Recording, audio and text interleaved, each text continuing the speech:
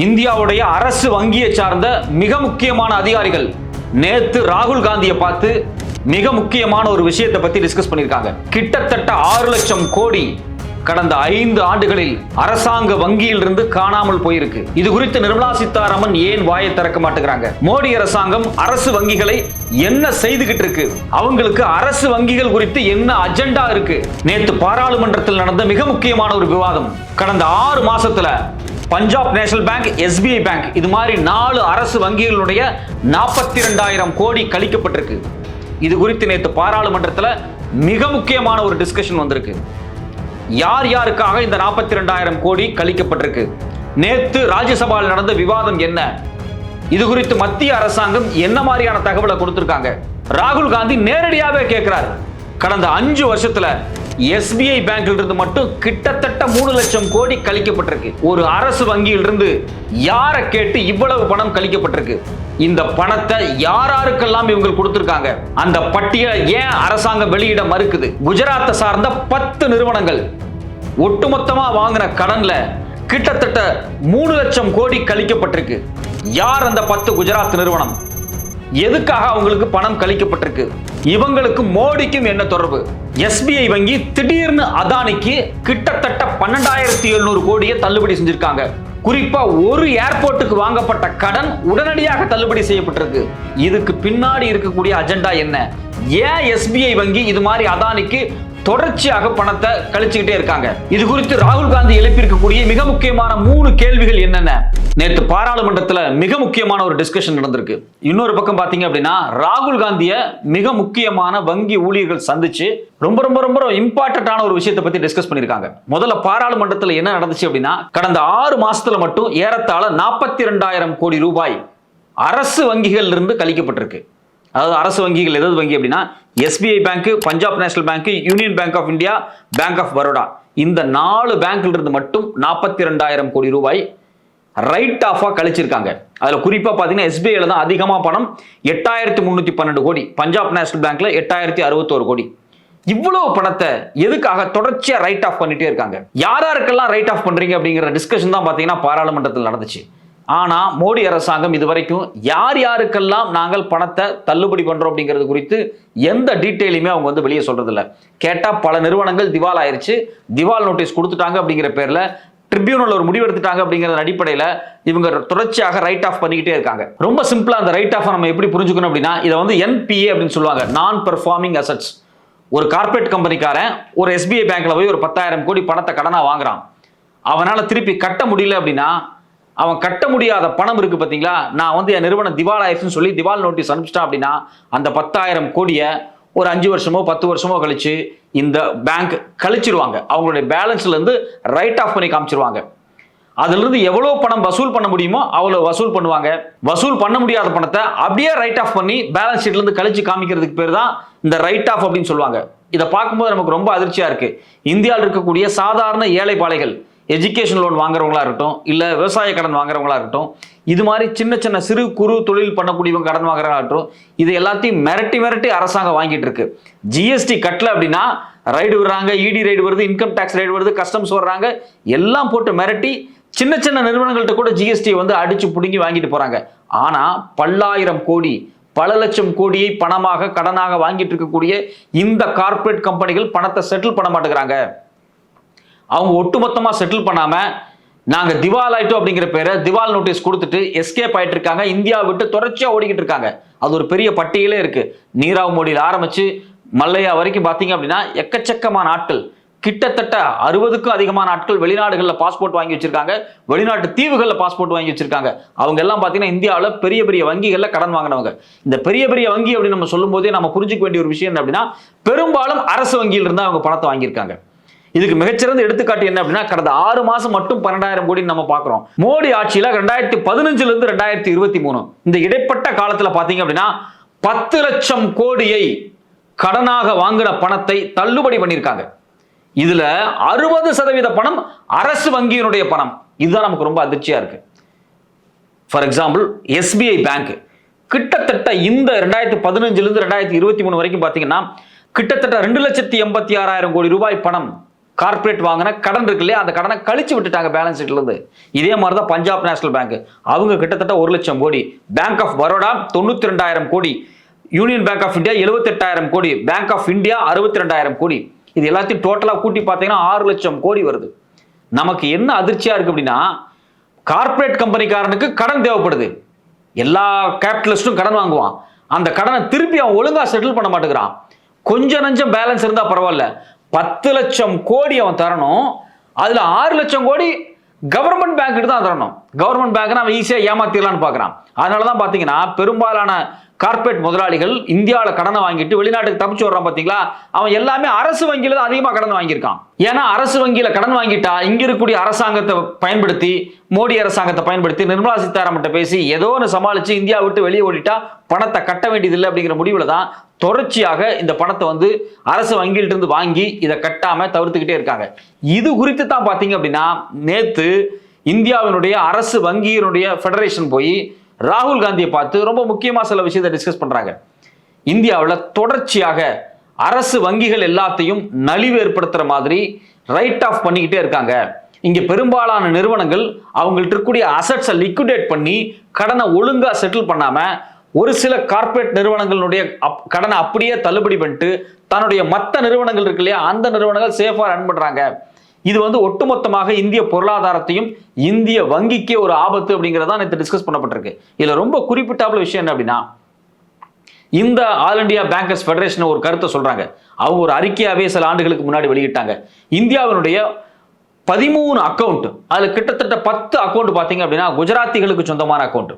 இந்த 10-13 நிறுவனங்கள் அவங்க வாங்கின மொத்த கடன் இருக்கு பாத்தீங்களா, அந்த மொத்த கடனையும் கட்டாம அவங்க இழுத்தடிச்சுட்டே இருக்காங்க. உடனே இந்த அரசு வங்கிகள் என்ன பண்ணுது அப்படின்னா, இந்த நிறுவனங்கள்லாம் இவ்வளவு பணங்கள் கட்டணும், இந்த பணத்தை இவங்களால கட்ட முடியல, மற்ற நிறுவனங்கள் இருக்காங்க இல்லையா, மற்ற நிறுவனங்கள் யாராவது இதை வாங்கிக்கிங்க, ஆனா நீங்க குறைச்சலான பணத்தை கட்டினா போதும். ஃபார் எக்ஸாம்பிள் ஒருத்தன் 10,000 கோடி பேங்குக்கு செட்டில் பண்ணணும் அப்படின்னா நீங்க 3,000 கோடி கொடுத்துட்டு நீங்க இந்த நிறுவனத்தை எடுத்துக்கங்க அப்படிங்கிறாங்க. இப்படி 13 நிறுவனங்களுடைய அக்கௌண்ட் ஹேர் கட் பண்ணப்பட்டிருக்கு அப்படிங்கிறாங்க. ஹேர் கட் அப்படிங்கிறது வேற ஒன்றும் இல்லை, ஒருத்தன் 10,000 கோடி பணம் தரணும் அப்படின்னா 3,000 கோடி கொடுத்துட்டு வேற ஒரு நிறுவனம் அதை கையில் எடுத்துக்கிட்டாங்க அப்படின்னா பேலன்ஸ் 7,000 கோடி தான் ஹேர் கட். இது மாதிரி 13 அக்கௌண்ட்டுடைய டீட்டெயிலை இந்த வங்கி ஊழியர்கள் ராகுல் காந்தியிடம் தெரிவிச்சிருக்காங்க. அது எந்தெந்த நிறுவனம்னு பார்த்தீங்க அப்படின்னா, ஏசர் அப்படிங்கக்கூடிய மிக முக்கியமான கம்பெனி. ஏசர் கம்பெனி அப்படிங்கிறது பெரிய கம்பெனி, பெட்ரோல் பங்க் முதல்கொண்டு வச்சிருந்தாங்க, பெரிய நிறுவனம், இன்ஃப்ராஸ்ட்ரக்சர் நிறுவனம். இந்த நிறுவனம் கிட்டத்தட்ட 54,000 கோடி மொத்தமாக லோன் வாங்கியிருக்காங்க. அவங்களுடைய ஒரு நிறுவனம், அவங்களுக்கு நூற்றுக்கணக்கான நிறுவனம் இருக்கு ஏசரோடது, அதுல ஒரு பர்டிகுலர் கார்ப்பரேட் என்டிட்டி 54,000 crores லோனா வாங்கியிருக்காங்க. ஆனா இந்த நிறுவனம் என்ன சொல்லிட்டாங்க அப்படின்னா, எங்களால கடனை கட்ட முடியல அப்படின்ட்டாங்க. உடனே மிட்டல் அப்படிங்கக்கூடிய இன்னொரு நிறுவனம் இந்த நிறுவனத்தை நான் வாங்கிக்கிறேன், ஆனா நான் 42,000 கோடி தான் செட்டில் பண்ணுவேன் அப்படிங்கிறாங்க. சரி, ஓகே, பரவாயில்ல, நீங்க 42,000 கோடியை கொடுத்துட்டு 54,000 கோடி மதிப்புள்ள இந்த நிறுவனத்தை நீங்க எடுத்துக்க அப்படின்னு சொல்லி கொடுத்துட்டாங்க. இதே மாதிரி தான் பார்த்தீங்கன்னா ஒவ்வொரு நிறுவனம், பூஷன் ஸ்டீல்ஸ் 57,000 கோடி பணம் தரணும், ஆனா பாத்தீங்கன்னா அவங்க வெறும் 35,000 கோடியை செட்டில் பண்ணிட்டு அந்த நிறுவனத்தை டாட்டாவுக்கு வித்துட்டாங்க. அதாவது டாடா கம்பெனிக்கார 35,000 கோடியை கொடுத்துட்டு நிறுவனத்தை எடுத்துக்கிட்டான். இது மாதிரி ஒரு பெரிய பட்டியலே இருக்கு. ஜோதி ஸ்ட்ரக்சர்ஸ் அவங்க 8,000 கோடி கொடுக்கணும், வெறும் 3,600 கோடிக்கு ஷரத் ஷங்கி அப்படிங்கக்கூடிய நிறுவனம் அதை வாங்கிட்டு போயிட்டாங்க. அதே மாதிரி தான் பாத்தீங்கன்னா DHFL நிறுவனம் 91,000 கோடி பணம் தரணும், ஆனா அவங்க வெறும் 37,000 கோடிக்கு பிரமல் அப்படிங்கக்கூடிய நிறுவனத்துக்கு வித்துட்டு போயிட்டாங்க. இதே மாதிரி தான் பாத்தீங்கன்னா எலக்ட்ரோ ஸ்டீல்ஸ் 14,000 கோடி தரணும், அவங்க வெறும் 5,000 கோடியை கொடுத்துட்டு வேதாந்தா அந்த நிறுவனத்தை வாங்கிட்டு போயிருச்சு. இது மாதிரி ஒரு பெரிய பட்டியலே இருக்கு. ABC ஷிப்யார்டு, வீடியோகான், இது மாதிரி 13 நிறுவனங்கள் மொத்தமாக 4,46,800 கோடி ரூபாயை செட்டில் பண்ணணும்.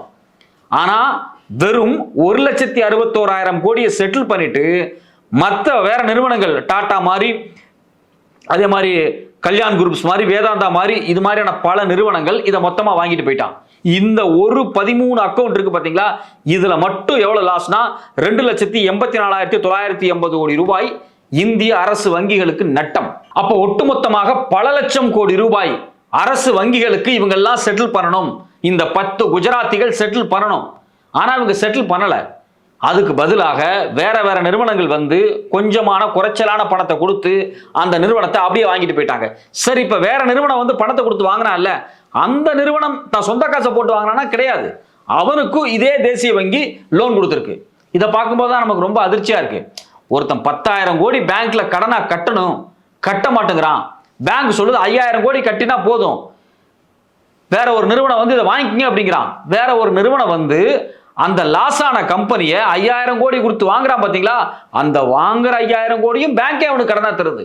ஸோ இந்த சுழற்சி முறையில தான் கடந்த 10 ஆண்டுகளாக வங்கிகள் தொடர்ச்சியாக பல நஷ்டங்களை சந்திச்சுட்டே இருக்காங்க. இங்க நஷ்டம் அப்படின்னு சொல்றது என்ன அப்படின்னா, எப்பவுமே பேங்குக்கு வரக்கூடிய வருமானம் கூட்டிட்டு தான் இருக்கு. ஆனா முறையாக வர வேண்டிய பணம், இந்த கார்பரேட் இருந்து ஒட்டுமொத்தமாக வசூல் பண்ண வேண்டிய பணம் வரமாட்டேங்குது. இவங்க தொடர்ச்சியா நிர்மலா சீதாராமன் மாதிரியான ஆட்கள் என்ன சொல்றாங்க அப்படின்னா, அரசு வங்கிகள் வளர்ந்துகிட்டே இருக்கு, ப்ராஃபிட் கூடிக்கிட்டே இருக்கு, ஆனா வெளியே இருக்கவங்க எல்லாம் நட்டமாகுதுன்னு சொல்றாங்க அப்படிங்கிறாங்க. ப்ராஃபிட் கூடுது, ஏன்னா மக்கள் தொகை அதிகமாகுது, நீங்க நிறைய வணிகம் பெருகுது, ஜிடிபி அதிகமாகுது, அதனால ப்ராஃபிட் கூடும். ஆனா நீங்க கார்பரேட் கம்பெனிகளுக்கு கொடுத்த 10 லட்சம் கோடியை ஏன் கழிச்சீங்க? அந்த பணம் ஏன் வங்கிக்கு வரல? இதுலயும் குறிப்பா இந்த 13 அக்கௌண்ட் நம்ம எக்ஸாம்பிளா காமிக்கலாம். இந்த பேங்கிங் ஃபெடரேஷன் இருக்காங்க இல்லையா, பேங்கர்ஸ் எம்ப்ளாயி ஃபெடரேஷன், அவங்க காமிச்சிருக்கக்கூடிய இந்த 13 அக்கௌண்ட்ல இந்த இதுல மட்டும் லாஸ் மட்டும் 2 லட்சம் கோடி, ஆல்மோஸ்ட் 3 லட்சம் கோடி. அப்போ ஒட்டுமொத்தமாக அரசு வங்கிகள் லாபத்தை நோக்கி நகருது அப்படிங்கிற ப்ராஜெக்டை நீங்க காமிச்சிட்டு, அரசு வங்கிகள் லாபத்தை நோக்கி நகருதுங்கிறத ப்ரொஜெக்ஷனை மட்டும் நீங்க காமிச்சிட்டு, ஆனா நீங்க இன்னொரு பக்கம் என்ன பண்றீங்க, கார்பரேட் வாங்கின கடனை தொடர்ச்சியாக தள்ளுபடி பண்ணிட்டே இருக்கீங்க.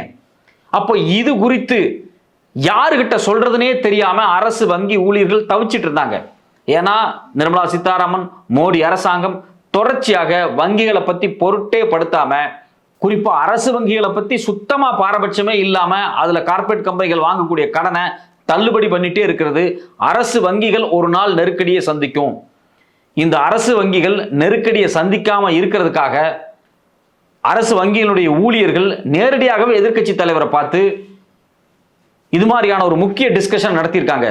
அப்போ இந்த டிஸ்கஷனுக்கு பிறகாவது அரசு வங்கிகள் நலிவுறாம இருக்கிறதுக்கான அடுத்தடுத்த நடவடிக்கை எடுக்கப்படுமா அப்படிங்கிறது தான் நம்மளுடைய முக்கியமான ஒரு கேள்வியா இருக்கு.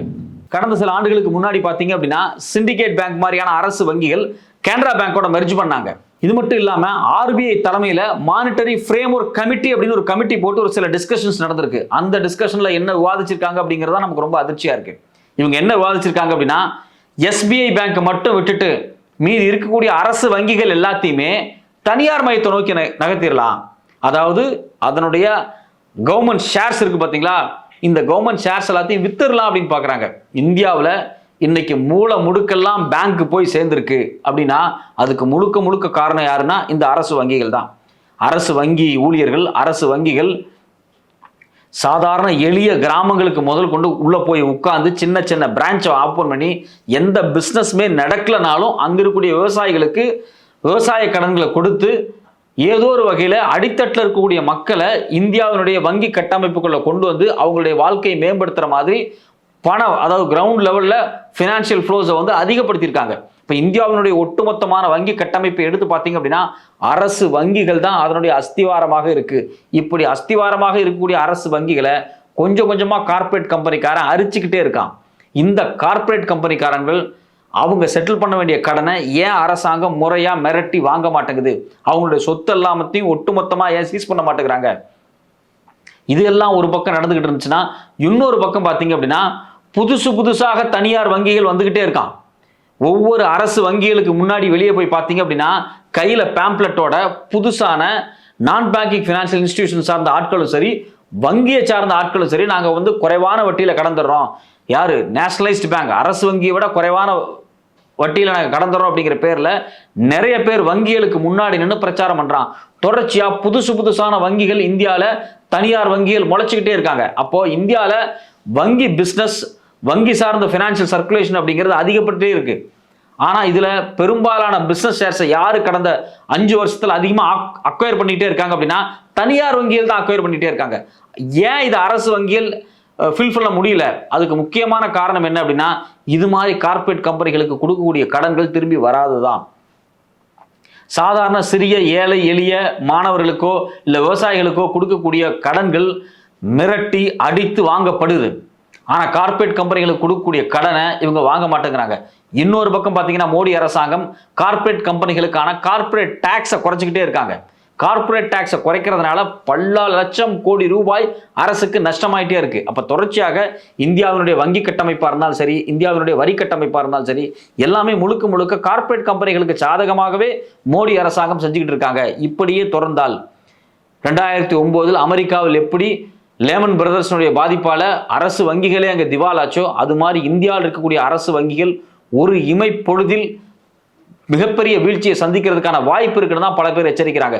தொடர்ச்சியா பார்த்தீங்கன்னா அதானி மாதிரியான ஆட்கள் பல்லாயிரம் கோடி ரூபாய் பணத்தை அரசு வங்கியிலிருந்து வாங்கிட்டு அதை பணத்தை திருப்பி கட்டாம அரசு வங்கிகளை ஒரு நெருக்கடிக்கு தள்ளிக்கிட்டே இருக்காங்க. குறிப்பா பார்த்தீங்க அப்படின்னா ராகுல் காந்தி கேட்டிருக்கக்கூடிய முக்கியமான இன்னொரு கேள்வி என்ன அப்படின்னா, நவி மும்பை அப்படிங்கக்கூடிய மும்பை ஏர்போர்ட்டுக்கு சொந்தமான அந்த ஏர்போர்ட்டை விலைக்கு வாங்குறதுக்காக அதானி அந்த ஏர்போர்ட் பேர்ல இருந்த 12,000 கோடிக்கு அதிகமான கடனை தள்ளுபடி பண்ணியிருக்காரு. அதானிக்கு கொடுத்த அந்த நவி மும்பை ஏர்போர்ட்டினுடைய 12,700 கோடியை ஏன் தள்ளுபடி பண்ணீங்க? அவர் தான் பல லட்சம் கோடி சொத்து வச்சிருக்காருல்ல. அவருடைய ஒரு குறிப்பிட்ட பிசினஸ் என்டிட்டியில் இருக்கக்கூடிய கடனை தள்ளுபடி பண்ணிய தேவை எங்கிருந்து வருது? தொடர்ச்சியாக இந்தியா பொருளாதாரத்தில் மிக மோசமான பாதிப்புகளை ஏற்படுத்திட்டு இருக்கக்கூடிய ஒரு நபர் அப்படின்னா யாருன்னா இந்த அதானி குரூப் தான். ஆனா இந்த அதானி குரூப்புக்கு இந்தியாவில் இருக்கக்கூடிய ஒட்டுமொத்த போர்ட், ஒட்டுமொத்த ஹார்பர் எல்லாத்தையும் தொடர்ச்சியா கொடுத்துக்கிட்டே இருக்காங்க. அப்படி சும்மா கொடுக்கல, அந்த நிறுவனங்களை நடத்துவதற்கு பல்லாயிரம் கோடி கடனை இதே எஸ்பிஐ வங்கி கொடுக்குது. ஆஸ்திரேலியாவில் நிலக்கரி சுரங்கத்தை ஆரம்பிக்கிறதுக்கு 10,000 கோடி ரூபாயை எஸ்பிஐ வங்கி கொடுத்துருக்கு, கிட்டத்தட்ட 60,000 கோடிக்கு மேல. அப்ப இந்த பணத்தை எல்லாத்தையும் தொடர்ச்சியாக அதானி மாதிரி ஆட்கள் வாங்கி வாங்கி என்ன பண்றாங்க அப்படின்னா தன்னுடைய அசட்ஸை அதிகப்படுத்திக்கிட்டு அதில் வரக்கூடிய வருமானங்களை வேற வேற கம்பெனிகளில் முதலீடு பண்ணிட்டு, வெளிநாடுகளில் முதலீடு பண்ணிட்டு, பிற்பாடு இந்த நிறுவனங்கள் போண்டி ஆயிடுச்சு, அது வைண்ட் அப் பண்றோம் இந்த பர்டிகுலர் என்டிட்டி அப்படின்னு சொல்லி அதை வைண்ட் அப் பண்ற இடத்துக்கு நகர்ந்துட்டு இருக்காங்க. கடந்த 10 ஆண்டுகளில் நூற்றுக்கணக்கான நிறுவனங்கள் இந்தியாவில் பணம் கட்டாம, அதாவது வாங்குற கடனை கட்டாம எஸ்கேப் ஆன ஆட்கள் நிறைய இருக்காங்க. ஆனா இதே நேரத்தில் நீங்க கவனிக்க வேண்டிய இன்னொரு விஷயம் என்ன அப்படின்னா, சிறு குறு தொழில் பண்ணக்கூடியவங்க குறிப்பா கொரோனா காலகட்டத்துக்கு பிறகு வாங்கின கடனை கட்ட முடியாதனால சூசைட் பண்ணி செத்துருக்காங்க. ஒரு ஆள் 2 ஆள் கிடையாது, ஆயிரக்கணக்கான சிறு குறு தொழிலாளர்கள் தாங்கள் வாங்கின கடனை, குறிப்பா ஜிஎஸ்டியில் அவங்களுக்கு ஒரு மிகப்பெரிய பின்னடை வந்துச்சு, 500-1000 ரூபாய் நோட்டை தடை பண்ணதில் ஒரு மிக மோசமான பின்னடை வந்துச்சு. இந்த 2 பின்னடைவில் இருந்தும் அவங்க எந்திரிச்சு வெளியே வர்றதுக்குள்ள கொரோனா அப்படிங்கக்கூடிய ஒரு பேரழிவு ஒட்டுமொத்த வணிகத்தையும் நலிய செய்தது. அதுல மோசமா பாதிக்கப்பட்டது யாருன்னா சிறு குறு வணிகம் பண்ணக்கூடிய சாதாரண நடுத்தர வர்க்க முதலாளிகள். இந்த நடுத்தர வர்க்க முதலாளிகள்ல பல ஆயிரம் பேர் சூசைட் பண்ணி செத்தாங்க.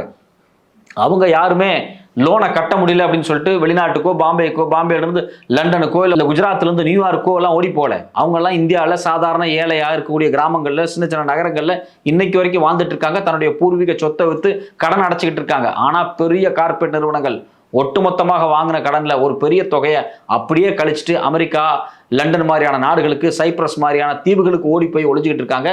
இது குறித்து ராகுல் காந்தியை சந்திச்சு இந்தியாவினுடைய வங்கி ஊழியர்கள் ஒரு மிக முக்கியமான உரையாடல் நிகழ்த்தியிருக்காங்க. அடுத்தடுத்த நாட்களில், வரக்கூடிய நாட்கள்ல இந்த வங்கி, குறிப்பா அரசு வங்கிகள் பாதுகாக்கப்படுமா, அரசு வங்கி ஊழியர்களுடைய வாழ்க்கை பாதுகாக்கப்படுமா, அது மட்டும் இல்லாம கோடான கோடி இந்திய மக்கள் அரசு வங்கியில போட்டு வச்சிருக்கக்கூடிய பணம் பாதுகாப்பா இருக்குமா அப்படிங்கிற கேள்விக்கு மோடி அரசாங்கம் விடை தருமா?